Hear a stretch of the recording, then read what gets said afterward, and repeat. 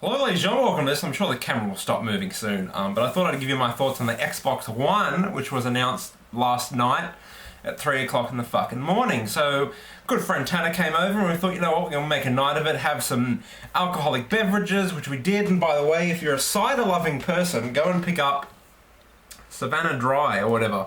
It's a good one, and it's cheap for Australian alcohol prices, but anyway.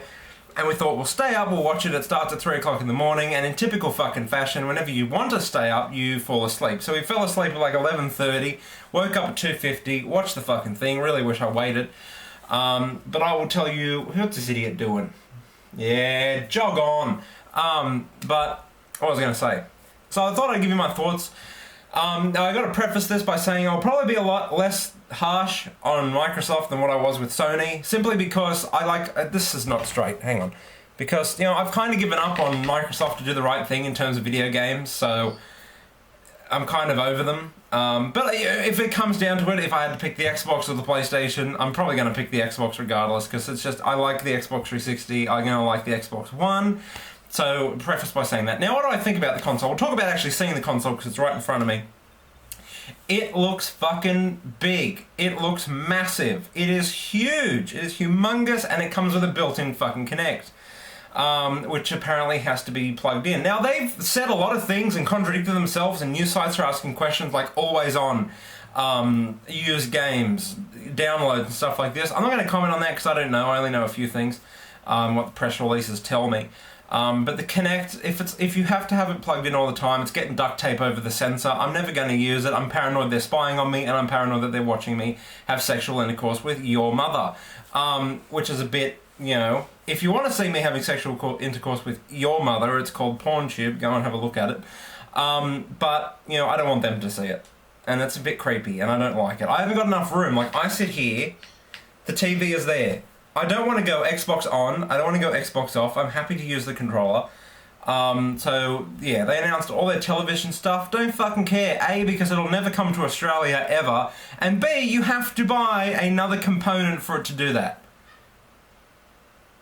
What's the point? They didn't say that, they said it in the press release, they didn't say it on stage. And another thing, I can do live television a better way, Microsoft. I can do it with this thing. This is called a remote control. I don't know why you think people are so anti-remote control, but old people, they don't know how to use a remote control. Old people had TVs when the fucking control was on the TV. They know how to work this, don't worry. They don't know how to work a fucking iPad or Microsoft Surface. Get over it. You know, so what they did was, hopefully they've got all that shit out of their system, and then we can move to E3 and see the game. So I'm not going to be too harsh on them. Although they did announce that, hang on, my background has gone to shit. Fucking Xbox, wake up.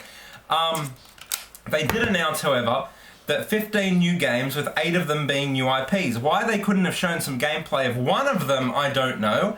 But there was not 1 second of gameplay. We got to see Call of Duty. I'll go into that a little bit later. I'm trying to go in chronological order of what I remember. The King of Smugness, Phil Spencer, went up there and started talking. Don't give a shit what he has to say. He's so smug, just look at him. And then there were a bunch of Jews that got up there and talked. Halo TV show, don't give a fuck. What else did they announce? Didn't announce a price, didn't announce a release date, only this year. A new game by the people who did Alan Wake. If it was Alan Wake 2, I'd be interested, but it looks pretty cool, so we'll have a look and see what that is. They didn't really announce any games. It's got a Blu-ray drive, which is impressive. Thank God they did that. If they didn't, they shot themselves in the foot. But the thing looks fucking huge. Like, fuck, it looks like a square. It looks square. The controller I like. I think the controller looks cool. There was a little bit of a preview after it with Jeff Keighley on the controller, which is really awesome.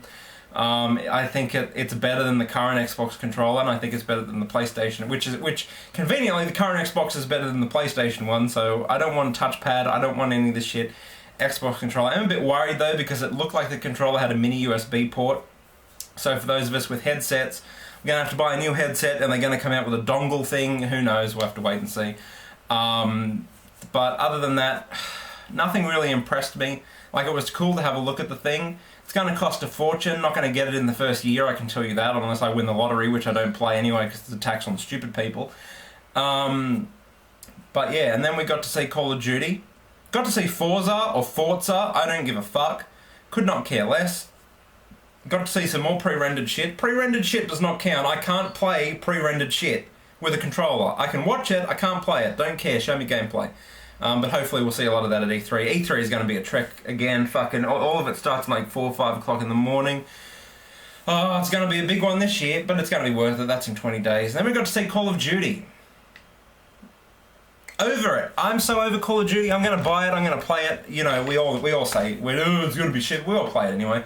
You get a dog that is so obvious it's going to die. If you don't know it's going to die, sorry, I've spoiled the whole game for you. And they're like, oh no, it's brand new. We've got brand new characters. We've got a brand new story. And they open that and then they say, oh, it's a story about America has been ravaged and you're at war. I don't think I've ever played a game in which America has been ravaged by a bad person and then we're at war. I've never played a game like that. I can't think off the top of my head. Was Modern Warfare 2 and Modern Warfare 3 and Fallout and Homefront? No, I don't think they would follow that storyline. That's really original. And then we got to see some footage of the people in Infinity Ward working. That's what they call working. What the hell were they doing when Modern Warfare 2 and Modern Warfare 3 were out? Fucking playing the pokies. Unbelievable.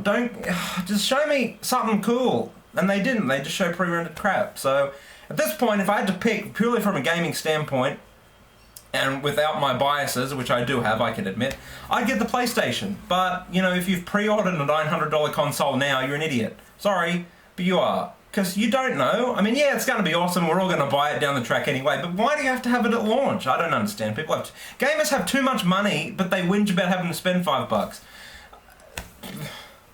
So that's my thoughts. Tell me what you guys think. Until next time, I'm out. Bring on E3. I forgot what I say. And going into the OzGameShop Competition, get 3 copies of Bioshock Infinite to be won. Until next time, I'm out. Rate, comment, and subscribe. Au revoir.